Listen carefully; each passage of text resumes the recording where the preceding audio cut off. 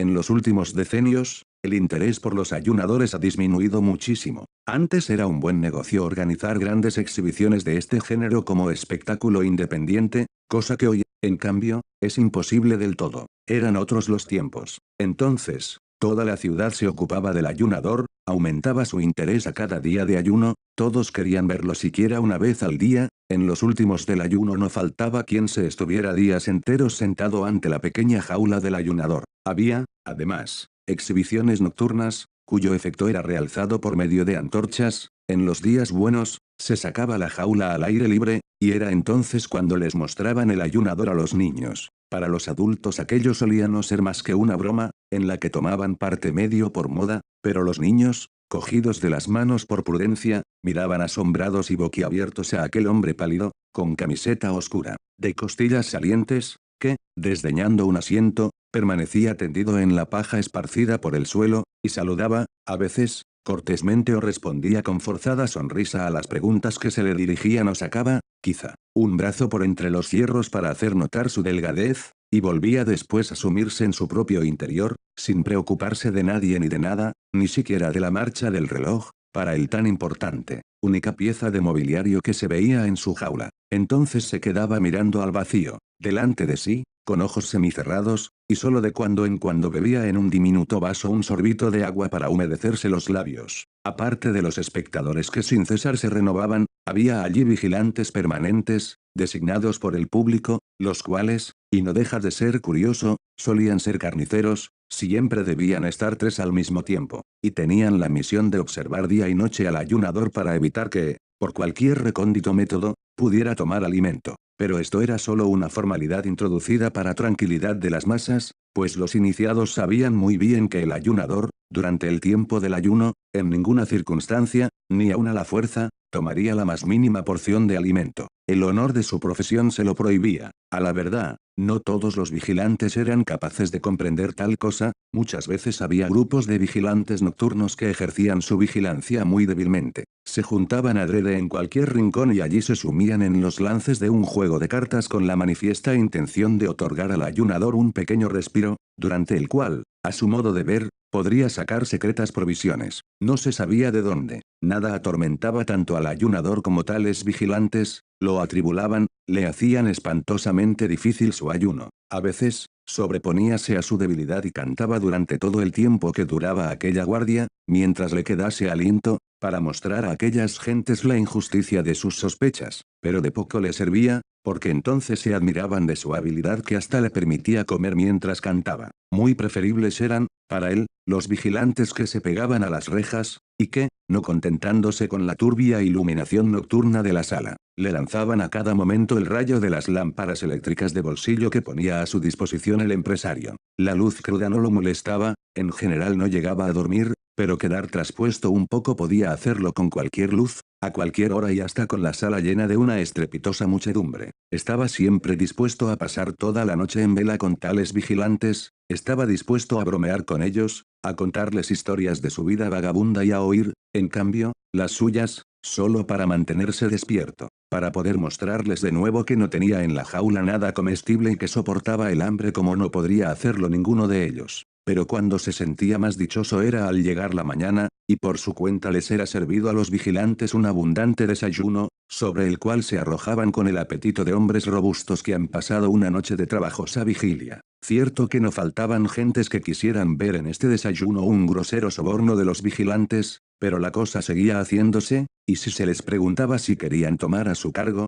sin desayuno, la guardia nocturna, no renunciaban a él, pero conservaban siempre sus sospechas. Pero estas pertenecían ya a las sospechas inherentes a la profesión del ayunador. Nadie estaba en situación de poder pasar, ininterrumpidamente, días y noches como vigilante junto al ayunador, nadie, por tanto, podía saber por experiencia propia si realmente había ayunado sin interrupción y sin falta. Solo el ayunador podía saberlo, ya que él era, al mismo tiempo, un espectador de su hambre completamente satisfecho. Aunque, por otro motivo, tampoco lo estaba nunca. ¿Acaso no era el ayuno la causa de su enflaquecimiento, tan atroz que muchos, con gran pena suya, Tenían que abstenerse de frecuentar las exhibiciones por no poder sufrir su vista. Tal vez su esquelética delgadez procedía de su descontento consigo mismo. Solo él sabía, solo él y ninguno de sus adeptos, qué fácil cosa era el suyo. Era la cosa más fácil del mundo. Verdad que no lo ocultaba, pero no le creían. En el caso más favorable, lo tomaban por modesto, pero, en general, lo juzgaban un reclamista, o un vil farsante para quien el ayuno era cosa fácil porque sabía la manera de hacerlo fácil y que tenía, además, el cinismo de dejarlo entrever. Había de aguantar todo esto, y, en el curso de los años, ya se había acostumbrado a ello, pero, en su interior, siempre le recomía este descontento y ni una sola vez, al fin de su ayuno, esta justicia había que hacérsela. Había abandonado su jaula voluntariamente. El empresario había fijado 40 días como el plazo máximo de ayuno, más allá del cual no le permitía ayunar ni siquiera en las capitales de primer orden, y no dejaba de tener sus buenas razones para ello. Según le había enseñado su experiencia, durante 40 días, valiéndose de toda suerte de anuncios que fueran concentrando el interés, podía quizá aguijonearse progresivamente la curiosidad de un pueblo, mas pasado este plazo, el público se negaba a visitarle, disminuía el crédito de que gozaba el artista del hambre. Claro que en este punto podían observarse pequeñas diferencias según las ciudades y las naciones, pero, por regla general, los 40 días eran el periodo de ayuno más dilatado posible. Por esta razón, a los 40 días era abierta la puerta de la jaula, ornada con una guirnalda de flores, un público entusiasmado llenaba el anfiteatro, sonaban los acordes de una banda militar. 2 médicos entraban en la jaula para medir al ayunador, según normas científicas, y el resultado de la medición se anunciaba a la sala por medio de un altavoz. Por último, 2 señoritas, felices de haber sido elegidas para desempeñar aquel papel mediante sorteo, llegaban a la jaula y pretendían sacar de ella al ayunador y hacerle bajar un par de peldaños para conducirle ante una mesilla en la que estaba servida una comidita de enfermo cuidadosamente escogida. Y en este momento, el ayunador siempre se resistía. Cierto que colocaba voluntariamente sus huesudos brazos en las manos que las 2 damas, inclinadas sobre él, le tendían dispuestas a auxiliarle, pero no quería levantarse, porque suspender el ayuno precisamente entonces, a los 40 días, podía resistir aún mucho tiempo más, un tiempo ilimitado, porque César entonces, cuando estaba en lo mejor del ayuno, porque arrebatarle la gloria de seguir ayunando, y no solo la de llegar a ser el mayor ayunador de todos los tiempos, cosa que probablemente ya lo era, sino también la de sobrepujarse a sí mismo hasta lo inconcebible, pues no sentía límite alguno a su capacidad de ayunar, porque aquella gente que fingía admirarlo tenía tan poca paciencia con él, si aún podía seguir ayunando, porque no querían permitírselo. Además, estaba cansado, se hallaba muy a gusto tendido en la paja, y ahora tenía que ponerse en pie cuán largo era, y acercarse a una comida, cuando con solo pensar en ella sentía náuseas que contenía difícilmente por respeto a las damas, y alzaba la vista para mirar los ojos de las señoritas, en apariencia tan amables, en realidad tan crueles, y movía después negativamente, sobre su débil cuello, la cabeza, que le pesaba como si fuese de plomo. Pero entonces ocurría lo de siempre, ocurría que se acercaba el empresario silenciosamente con la música, no se podía hablar, alzaba los brazos sobre el ayunador, como si invitara al cielo a contemplar el estado en que se encontraba, sobre el montón de paja, aquel mártir digno de compasión, cosa que el pobre hombre, aunque en otro sentido, lo era, agarraba al ayunador por la sutil cintura, tomando al hacerlo exageradas precauciones, como si quisiera hacer creer que tenía entre las manos algo tan quebradizo como el vidrio, y, no sin darle una disimulada sacudida, en forma que al ayunador, sin poderlo remediar, se le iban a un lado y otro las piernas y el tronco. Se lo entregaba a las damas, que se habían puesto entre tanto mortalmente pálidas. Entonces el ayunador sufría todos sus males, la cabeza le caía sobre el pecho, como si le diera vueltas, y, sin saber cómo, hubiera quedado en aquella postura, el cuerpo estaba como vacío, las piernas, en su afán de mantenerse en pie, apretaban sus rodillas una contra otra, los pies rascaban el suelo como si no fuera el verdadero y buscaran a este bajo aquel, y todo el peso del cuerpo, por lo demás muy leve, caía sobre una de las damas, la cual, buscando auxilio, con cortado aliento jamás se hubiera imaginado de este modo aquella misión honorífica,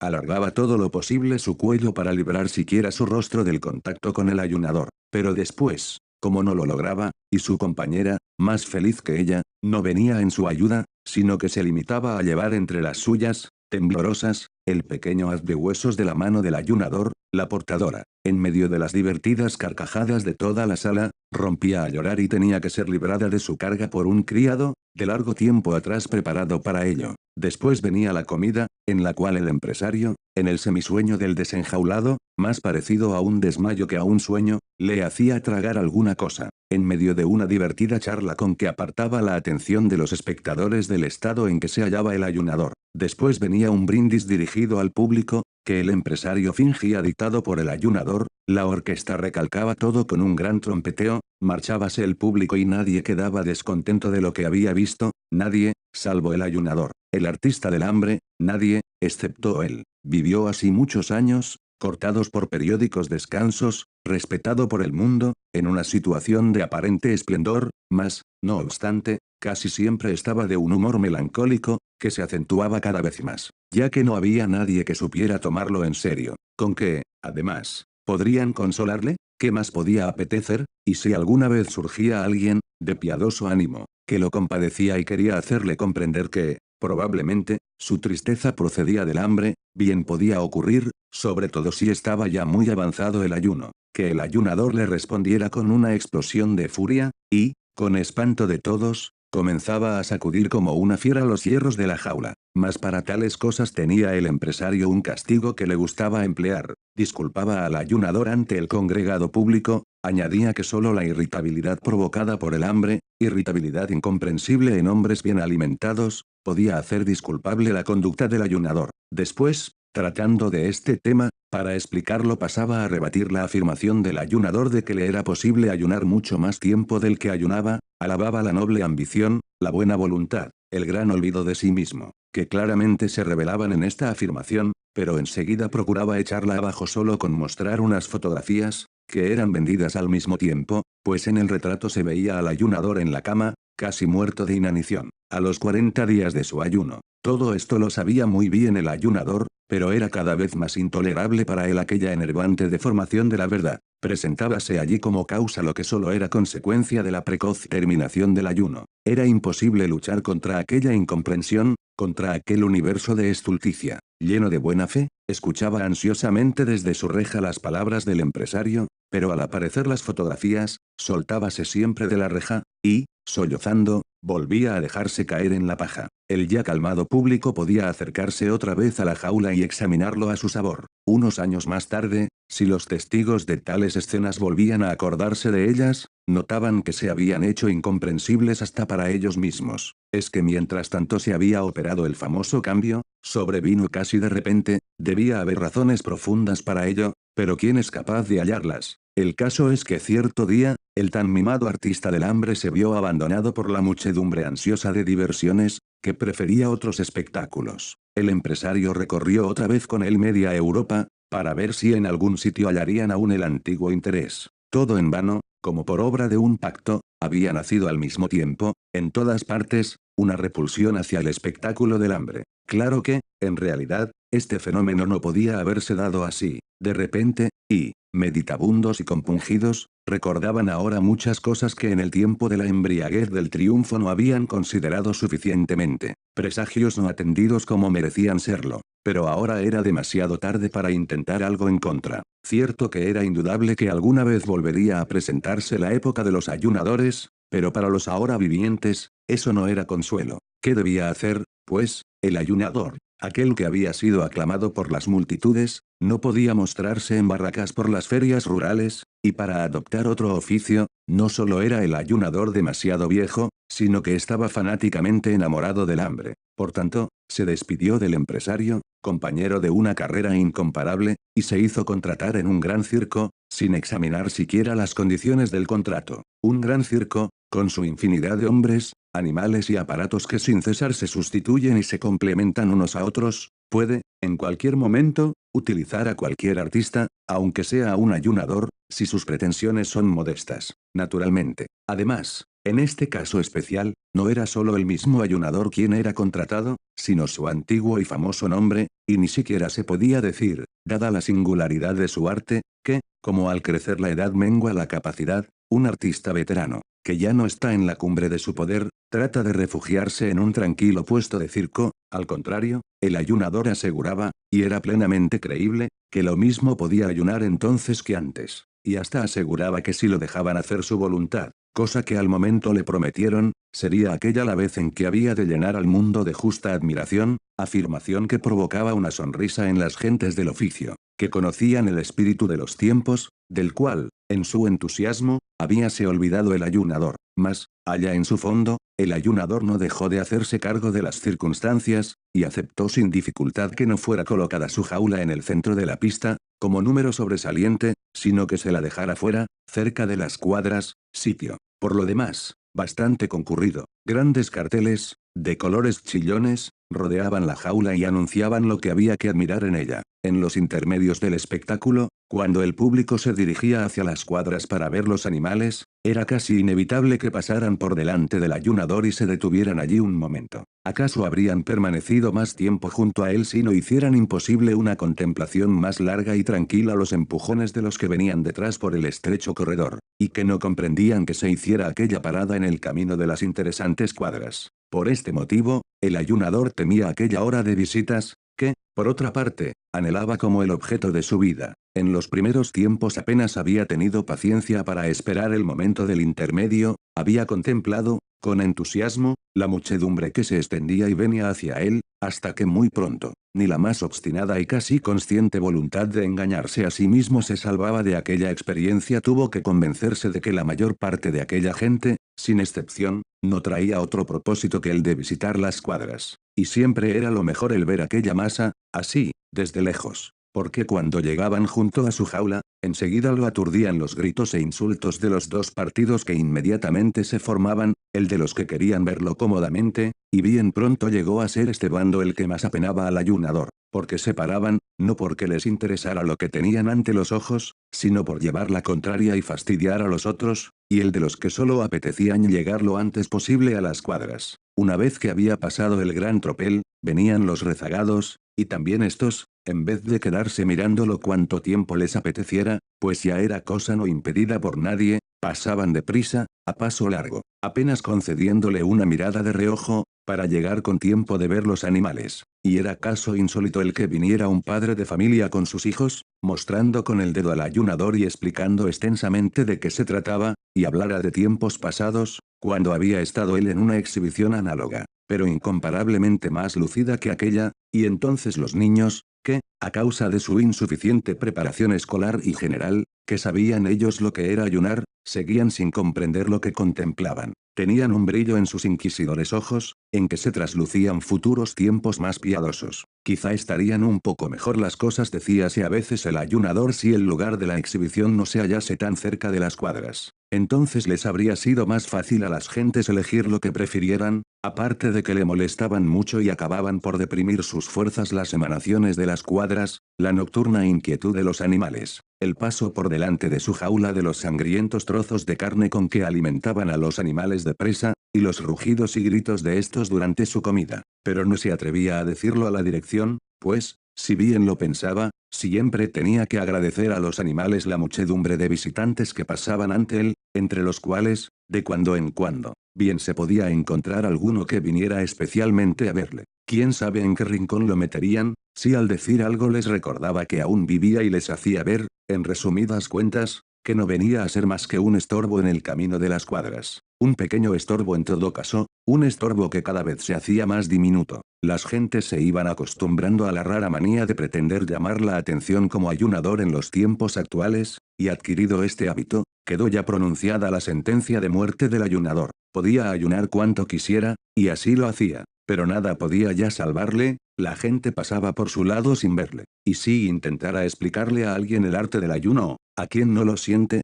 no es posible hacérselo comprender. Los más hermosos rótulos llegaron a ponerse sucios e ilegibles, fueron arrancados, y a nadie se le ocurrió renovarlos. La tablilla con el número de los días transcurridos desde que había comenzado el ayuno, que en los primeros tiempos era cuidadosamente mudada todos los días, hacía ya mucho tiempo que era la misma, pues al cabo de algunas semanas este pequeño trabajo habíase hecho desagradable para el personal, y de este modo, cierto que el ayunador continuó ayunando, como siempre había anhelado, y que lo hacía sin molestia, tal como en otro tiempo lo había anunciado, pero nadie contaba ya el tiempo que pasaba, nadie, ni siquiera el mismo ayunador, Sabía qué número de días de ayuno llevaba alcanzados, y su corazón se llenaba de melancolía. Y así, cierta vez, durante aquel tiempo, en que un ocioso se detuvo ante su jaula y se rió del viejo número de días consignado en la tablilla, pareciéndole imposible, y habló de engañifa y de estafa. Fue esta la más estúpida mentira que pudieron inventar la indiferencia y la malicia innata,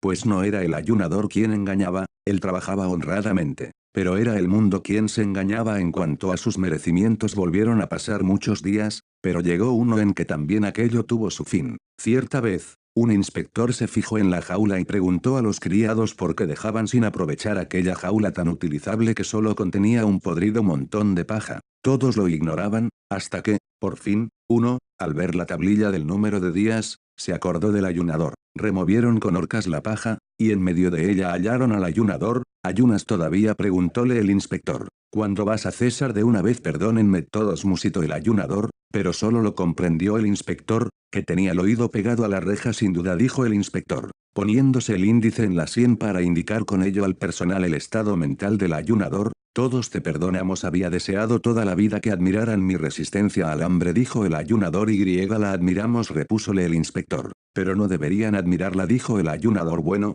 pues entonces no la admiraremos, dijo el inspector. ¿Pero por qué no debemos admirarte? Porque me es forzoso ayunar, no puedo evitarlo, dijo el ayunador. Eso ya se ve, dijo el inspector. ¿Pero por qué no puedes evitarlo? Porque, dijo el artista del hambre, levantando un poco la cabeza y hablando en la misma oreja del inspector para que no se perdieran sus palabras, con labios alargados como si fuera a dar un beso. ¿Por qué no pude encontrar comida que me gustara? Si la hubiera encontrado, ¿puedes creerlo? No habría hecho ningún cumplido y me habría hartado como tú y como todos. Estas fueron sus últimas palabras, pero todavía, en sus ojos quebrados, mostrábase la firme convicción, aunque ya no orgullosa, de que seguiría ayunando. Limpien aquí, ordenó el inspector, y enterraron al ayunador junto con la paja. Mas en la jaula pusieron una pantera joven. Era un gran placer, hasta para el más obtuso de sentidos, ver en aquella jaula, tanto tiempo vacía, la hermosa fiera que se revolcaba y daba saltos. Nada le faltaba. La comida que le gustaba traíansela sin largas cavilaciones sus guardianes.